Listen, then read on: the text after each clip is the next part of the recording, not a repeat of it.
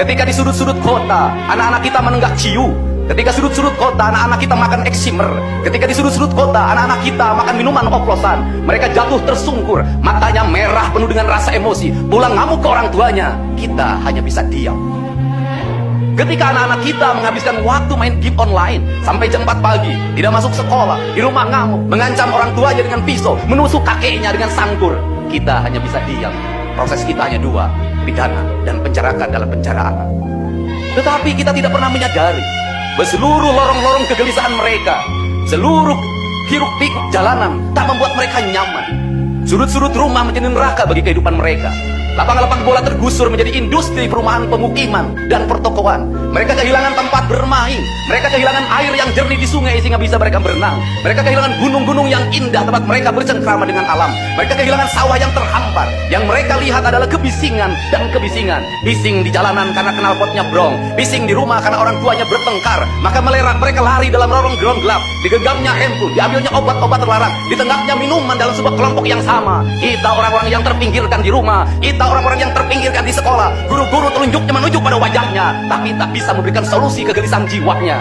Semua orang hanya memberikan pengamatan, analisis, kajian. Itulah metodologi yang dikembangkan bangsa ini. Tetapi tidak ada yang berani mengambil solusi, mengangkat mereka di sudut jalanan, dimasukkan ke barak, dididik secara militer, diarahkan menjadi anak-anak yang berguna. Kedisiplinan militer adalah harga mati bagi kemajuan bangsa, bukan musuh. Pandangan-pandangan buruk terhadap militer adalah pandangan-pandangan orang yang takut anak-anak Indonesia bangkit, yang takut anak-anak Indonesia mencapai kemajuan. Mereka takut bangsa ini menjadi bangsa kokoh dan tegap. Mereka ingin bangsa Indonesia menjadi bangsa pemabuk yang setiap hari mabuk akan ilmu pengetahuan, yang setiap hari bertengkar di TV, yang setiap hari bertengkar di medsos. Sementara hamparan kekayaan alam diambil sama mereka. Janganlah kita menjadi antek dari bangsa lain, memporak-porandakan diri sendiri dan bangsanya dengan alasan pengetahuan, dengan alasan hak asasi manusia.